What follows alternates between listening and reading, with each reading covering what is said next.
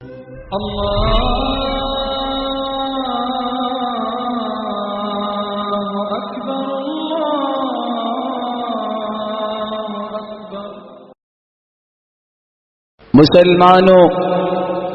رب کا یہ فیصلہ ہے اور رب کا یہ فیصلہ ہی نافذ ہوا، ہو رہا ہے اور آئندہ بھی ہوگا۔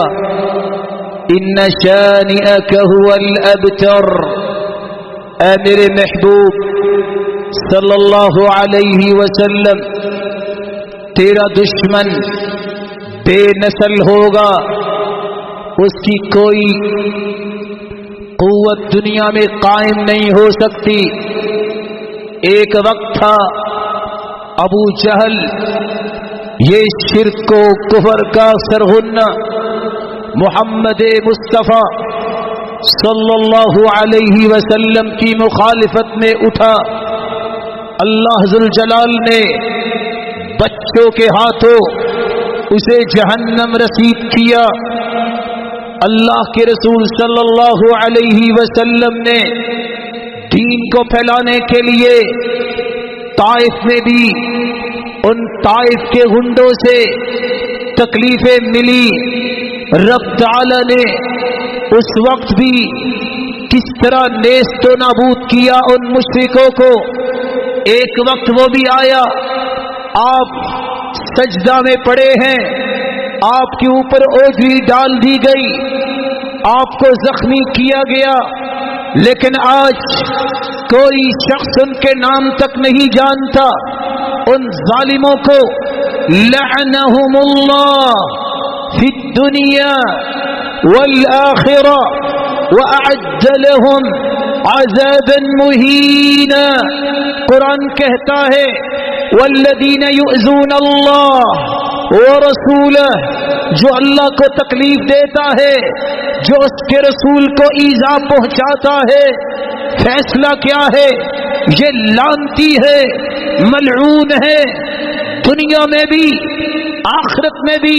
وَأَعَدَّ لَهُمْ عَذَابًا مُهِينًا، اور ان کے لیے اللہ تعالی نے ذلیل کر دینے والا عذاب تیار کر رکھا ہے۔ مسلمانوں، آج اسلام پہ اعتراض کرنے والوں کی پلید زبانوں کی بات تو آپ نے سنی۔ ان کی زبانوں سے سن کر دشمن کافر کو بھی جرت ملتی ہے، کبھی وہ خاکے بناتا ہے، کبھی وہ خاکوں کا مقابلہ کروانے کا اعلان کرتا ہے۔ ایک مسلمان ہونے کے ناطے سے ہمیں کیا کرنا ہے؟ ہمیں دین اسلام کی روشنی میں اپنی زندگی کے امور کو نپٹانا ہے۔ 5 کام کیجئے۔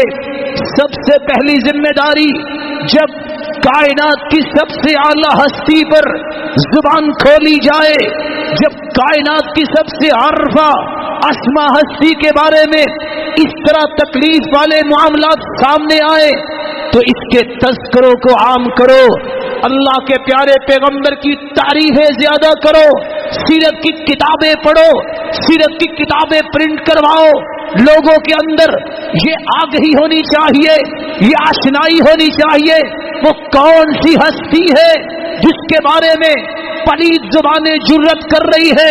ذمہ داری ہے میری بھی اور آپ کی بھی، اس زبان سے اس محمد مصطفیٰ کی تعریفیں کرو، تذکرے عام کرو، کثرت سے آپ کی سیرت کا مطالعہ کرو، مختلف کتابیں لوگوں تک پہنچاؤ۔ دوسری بات، رسول اللہ صلی اللہ علیہ وسلم سے محبت ہے تو ان کا جواب کیسے دیا جائے؟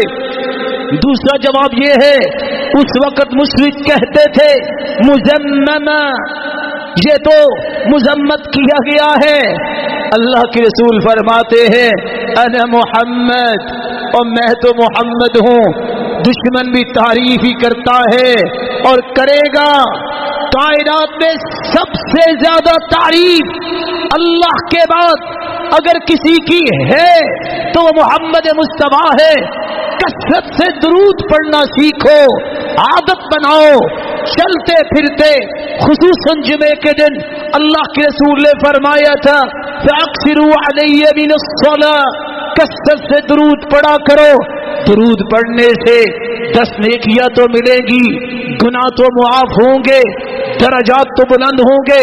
وصلی اللہ علیہ وملائکتہ 70 صلاة فلیقل عبد من ذلك او لیکثر۔ تم ایک مرتبہ درود پڑھو گے، اپنی محبت کا یہ انداز پیش کرو گے، رب تعالیٰ کو پسند آئے گا۔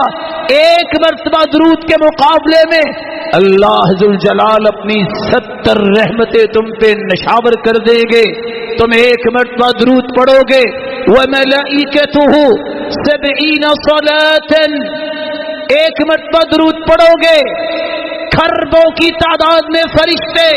میں کھربوں کیوں کہہ رہا ہوں؟ روایت کہتی ہے بیت اللہ، اس کے اوپر آسمانوں میں بھی بیت المعمور ہے، جس کا طواف فرشتے کرتے ہیں۔ جو ایک مرتبہ طواف کرتا ہے قیامت تک دوبارہ اس کی باری نہیں آئے گی۔ اور کتنے فرشتے ہوں گے؟ ملائکہ، اللہ کے کھربوں فرشتے ایک مرتبہ درود پڑھنے کے نتیجے میں تمہارے لیے برکت، بخشش، مغفرت کی دعائیں کریں گے۔ اللہ کے رسول صلی اللہ علیہ وسلم نے فرمایا یہ محبت کا انداز چھوٹا نہیں، اگر صبح اور شام 10 مرتبہ درود پڑھ لو گے، خوش ہو جاؤ۔ قیامت کی ہول ناکیوں میں جب کوئی کسی کو پہچانے گا نہیں، میں محمد تمہاری سفارش کروں گا۔ یہ نذرانہ چھوٹا نہیں، یہ اللہ کے رسول کی محبت کا انداز معمولی نہیں۔ کثرت سے درود پڑھیے۔ اللہ کے رسول صلی اللہ علیہ وسلم نے فرمایا اذا تکفى همك ويغفر لك ذنبك، کثرت سے درود پڑھو، کیا نتیجہ نکلے گا؟ زندگی کے سارے گناہ معاف ہو جائیں گے، سارے غم چھٹ جائیں گے۔ یہ کون کہہ رہا ہے؟ یہ وہی ہستی کہہ رہی ہے فداہ ابی و امی وکل ما یملک نفسی، جس پہ میرے ماں باپ قربان ہو جائیں، جو کچھ میری ملکیت میں ہے قربان ہو۔ یہ اس ہستی کی زبان سے نکلا ہے جس کی زبان سے اللہ نے حق کو جاری کر دیا۔ تیسرا طریقہ، اگر آپ ان خاکوں کا جواب دینا چاہتے ہو تو یاد رکھنا اس کا تیسرا طریقہ یہ ہے، اگر سچی محبت ہے، دشمن جو کہتا ہے کہتا رہے، ما عززوا باطل ولو طلع القمر من بین جبینہ، یاد رکھو باطل کبھی عزت نہیں پا سکتا اگرچہ اس کے ماتھے سے چاند نکل کے آسمان پہ چڑھ کے چمکنے لگ جائے۔ لیکن یہ بھی یاد رکھنا ما ذل ذو حق، حق والے کبھی پریشان نہیں ہوتے، ذلیل نہیں اللہ ان کو کرتا۔ ولو افق العالم علی، پوری دنیا اس کے بارے میں تالیاں بجاتی نظر آئے، حق والوں کا کام یہ ہے اپنے حق پہ اور ڈٹ جاؤ۔ سعد رضی اللہ تعالیٰ عنہ نے کہا تھا او میرے ساتھیوں، میں تو جا رہا ہوں اپنے رب کے پاس، لیکن یاد رکھنا اگر تم میں سے کوئی ایک بھی بچا اور آپ کی زندگی میں محمد مصطفیٰ تک دشمن پہنچ گیا تو قیامت کے دن تمہارے پاس کوئی بہانہ پیش کرنے کے لیے نہیں ہوگا۔ ہارون الرشید نے امام مالک سے پوچھا تھا کیا خیال ہے جو نبی کے بارے میں نازیبا لفظ بولتا ہے؟ کہا کیا مطلب؟ کہا عراقیوں نے فتویٰ دیا ہے کہ جو نبی کو گالی دے اس کو کوڑے لگائے۔ امام مالک غصے میں آئے، کہا کیا کہہ رہے ہو؟ کس کے کوڑوں کی بات؟ اس امت کو زندہ رہنے کا حق کیا ہے جس کے پیغمبر کے بارے میں کوئی زبان کھولے اور وہ زندہ رہے اور اس کے اندر یہ غیرت نہ جاگے؟ یہ کیسے جاگے گی؟ اللہ کے رسول کی سنت کو مانو، اس کی ہر کام کو اور مضبوطی سے تھامو، تمسکو بہدیہ، اس کی سنت کو، اس کے طریقے کو اور اس کے دین کو اور مضبوطی سے تھامو۔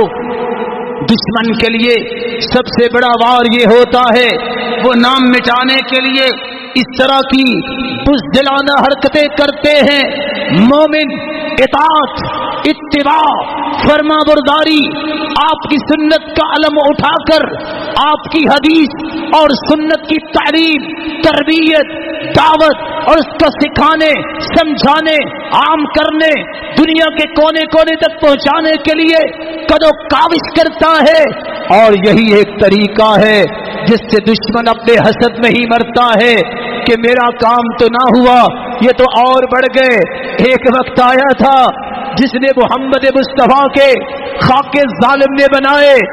آپ کو علم نہیں کہ اللہ نے کس طرح مسلمانوں کی مدد کی، کتنے لوگ مسلمان ہوئے. دشمن بھی پکار اٹھا، واقع یہی ہستی ہے. اور کہنے والا کہتا ہے تھا وہ کافر، اگر میں زندہ ہوتا اس وقت تو میں محمد کے قدموں میں بیٹھ جاتا، کیونکہ اس جیسا انسان تاریخ میں نہیں آیا.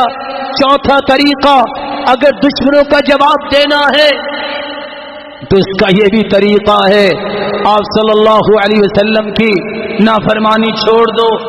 ایک طرف نعرہ لگائے کہ حرمت رسول پہ جان بھی قربان ہے، دوسری طرف مسجد کی بجائے قبر کو سجدہ کرنا چھوڑو. ایک طرف نعرہ لگائے حرمت رسول پہ جان بھی قربان ہے، لگتا ہے بھول گیا جان قربان کرنے سے پہلے داڑھی کو قربان کر دیتا ہے. شاید چھری ہاتھ سے تذبذب کی حالت میں چلاتا ہے، وہ اوپر چل جاتی ہے. کس طرح کا نعرہ ہے؟ پہلے اپنی نافرمانی کو ختم کرو. یہ نبی کریم کی سنت ہے، جس کو رب کے محبوب کے چہرہ پسند نہیں ہے. میں کیا کہوں اگر کل کو فیصلہ یہ ہو گیا کہ تمہیں تو رب کے محبوب کا چہرہ پسند نہیں، تم کس محبت کے دعوے دار ہو؟ کیا جواب ہوگا؟ نافرمانی چھوڑو، جو حدیث میں آیا ہے اس کو اختیار کرو، بدعات ختم کرو، بناوٹی قصے، کہانیاں، اپنے کشید کیے ہوئے تجربات، اپنے کشید کیے ہوئے دین کے مفاہیم کو اپنے پاؤں تلے رون دو. اگر کامیابی چاہتے ہو نبی کی نافرمانی، اور یہ میں کیوں زور دے رہا ہوں شرک اور بدعت پہ، کیونکہ شرک کی کوئی معافی نہیں. اگر دنیا میں معافی نہ مانگی گئی، ان اللہ لا یغفر ان یشرک بہ ویغفر ما دون ذلک لمن یشاء. اللہ ذوال جلال شرک کو معاف نہیں کریں گے. اور میں بدعت پہ زور کیوں دے رہا ہوں؟ حسن بصری کہا کرتے تھے جو بدعتی کے ساتھ بیٹھ ہی جاتا ہے اللہ اس کے دل سے نور کو کھینچ لیتے ہیں. جو کسی بدعتی کی مدد کرتا ہے، قاضی حدیل بن عیاض کہا کرتے تھے فقط اعان علی ہدم الاسلام، اس نے اسلام کی عمارت کو گرانے میں مدد کی ہے. اور میں کیوں زور دے رہا ہوں؟ ان اللہ احتجز احتجب احتجر التوبہ عن كل صاحب بدعہ. بدعتی کی توبہ ہی قبول نہیں اللہ فرماتے، اللہ دیکھنا بھی پسند نہیں کرتے. حسن بصری فرماتے ہیں حتی یدعها، بدعتی جب تک بدعت چھوڑ نہیں دیتا اس وقت تک اس کی عبادت کیا، اس کی توبہ ہی قبول نہیں. ساری رات سجدے میں پڑا رہے، سارا دن زبان سے حرکت دیتا رہے، ذکر کرے، لیکن نبی کا طریقہ اسے پسند نہیں، محمد مصطفیٰ کی عظمت کا قائل نہیں، سنت کے مطابق نہیں، حدیث کے مخالف ہے. یاد رکھنا اس کی تو توبہ قبول نہیں. اور آخری بات میں کیے دیتا ہوں، ان خاکوں کا جواب وہ جواب ہے جو رسول اللہ صلی اللہ علیہ وسلم نے سکھایا. تمہیں جہاد کرنا ہوگا. کون سا جہاد؟ جس کو اسلام جہاد کہتا ہے. اسلام نے 13 قسم کا جہاد بیان کیا ہے. اللہ کے رسول صلی اللہ علیہ وسلم کے جہاد کی بابت ابن القیم لکھتے ہیں آپ نے 13 درجے کا جہاد کیا. جہاد النفس علی تعلم الدین، دین کو سیکھنے میں کوشش اور جہاد کرو. وعلی عمل بہ، وعلی العمل بہ، علم سیکھنے کے بعد اس کے مطابق عمل کرنے کا جہاد نفس کے ساتھ کرو. وعلی امور الدعوہ، اس دین کو آگے پھیلانے کے لیے دعوت کے میدانوں میں نکل کے جہاد کرو. چوتھا جہاد وعلی صبر المشاق الدعوہ، ان دین کو سیکھنے، سکھانے، عمل کرنے اور پھیلانے میں جو مشقتیں آئیں ان کو صبر سے، برداشت سے اپنی زندگی کا حصہ سمجھیے اور اجر کی اور نیکی کی امید رکھیے. پانچواں طریقہ جو ابن القیم بیان کرتے ہیں، شیطان سے بھی جہاد کرنا ہے. جہاد الشیطان علی دفع ما یلقی الشیطان فی من الشبہات والشکوک. انسان کے دل میں دین کے بارے میں جو شک، جو شبہ شیطان پیدا کرتا ہے، الہادی لوگ آج بھی منظر عام پہ دندناتے پھرتے ہیں. ان شبہات کو دل سے نکالنا، دین پر اعتماد، دین پر یقین کرنا، یہ دل کا جہاد ہے، شیطان سے بھی جہاد ہے. اور چھٹا جہاد علی دفع ما یلقی الشیطان فی قلب المؤمن من الشہوات. دل میں غلط خواہشیں، شہوتیں پیدا شیطان کرتا ہے، ان کو کریٹ کے نکال دینا یہ جہاد کا چھٹا حصہ ہے. امام ابن القیم فرماتے ہیں، اللہ کے رسول کا فرمان ہے، جاہدو المشرکین، مشرکوں سے جہاد کرو، بِأَلْسِنَتِكُمْ، زبانوں سے حق گوئی، حق کو بیان کرو، شرک کے نقصانات بیان کرو، اس کے نقصانات اور اس کی ہلاکتوں کو بیان کرو. جاہدوا بِأَلْسِنَتِكُمْ وَأَمْوَالِكُمْ، اپنے مالوں سے جہاد کرو. وَأَيْدِيكُمْ، تمہیں اللہ نے طاقت دی ہے، حکومت کی سرپرستی میں اپنے فوج کے دست و بازو بنو. اور جو کافر محمد مصطفیٰ کے بارے میں آنکھ نکالے، آنکھ اٹھائے، اس کی آنکھ نکالنے کے لیے سسٹم کے تحت، نظم کے تحت ہاتھوں سے جہاد کرو، مال سے جہاد کرو، زبانوں سے جہاد کرو. وَبِأَنفُسِكُمْ، اگر جان کا نذرانہ بھی پیش کرنا پڑے اس کے لیے بھی دریغ نہ کرو. اور تیسری روایت میں آتا ہے، من رأى منكم منکرا فلیغیرہ بیدی، جو برائی کو دیکھے ہاتھ سے روکے. یہ کس کی ذمہ داری ہے؟ حکومت کی ذمہ داری ہے. فإن لم يستطع، جو اس منزلت پہ نہیں، جو اس شعبے میں نہیں، فبلسانی، اس کو اپنی زبان سے برائی روکنی چاہیے. یہ کن کی ذمہ داری ہے؟ حق اور سچ اور حقیقتوں کو آگاہی کی طرف لے جانا علماء کی ذمہ داری ہے. فإن لم يستطع فبقلبی وذلك اضعف الایمان، اگر اتنی بھی طاقت نہیں تو دل سے برا جانیے. جہاں سب سے پہلی ذمہ داری میری اور آپ کی یہ بنتی ہے، حدیث کہتی ہے اذا اعملت الخطیئۃ فی الارض فانکرها، اگر کوئی گناہ ہو رہا ہو، اللہ کی نافرمانی ہو رہی ہو، جو برا سمجھتا ہے وہ ایسا ہے جیسے اس نے روکا اس کو. سب سے پہلے دل میں نفرت، بغض پیدا کیجئے کافروں کے بارے میں جنہوں نے ہرزہ رسائی کی ہے، اور اس شخصیت کے بارے میں اپنے ہاتھوں کو حرکت اور زبانوں کو حرکت دی ہے. دوسرا طریقہ، لوگوں کو بتاؤ کس ہستی کے بارے میں یہ باتیں ہو رہی ہے. اس ہستی کے بارے میں اللہ ذو الجلال نے قرآن میں فرمایا ہے یہ صرف مسلمانوں کے لیے ہی رحمت نہیں، پوری انسانیت کے لیے رحمت ہے. تیسرا طریقہ میرے بھائی، اگر وقت آئے حکومت کے ساتھ، اس کی سرپرستی میں فوج کے ساتھ مل کر ہر وقت اپنے آپ کو تیار رکھو.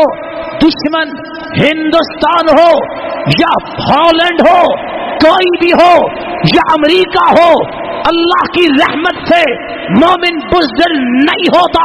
کسی وقت بھی اگر دین بچانے کے لیے، رب کی توحید کی حفاظت کرنے کے لیے، محمد مصطفیٰ کی ذات اور سنت کی چاکری کرنے کے لیے ضرورت پیش آئے، سب سے پہلے اپنا مال، اپنی رائے، اپنی جان پیش کرنے کو سعادت سمجھنے کے لیے تیار رہنا.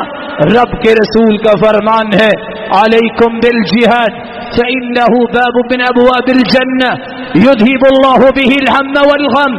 جہاد کو لازم پکڑو، یہ جنت کا دروازہ ہے، اس سے غم اور پریشانیاں دور ہوتی ہیں. لیکن کیسے لازم پکڑو؟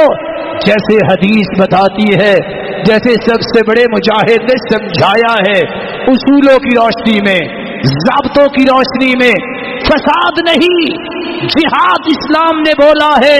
اور اللہ کے رسول نے فرمایا تھا من لم يغزو ولم يحدث به نفسه مات على شعبة من نفاق، جو شخص جہاد نہیں کرتا یا اس کے دل میں تڑپ بھی نہیں ہے، یاد رکھنا وہ تو منافقت کی موت مرے گا۔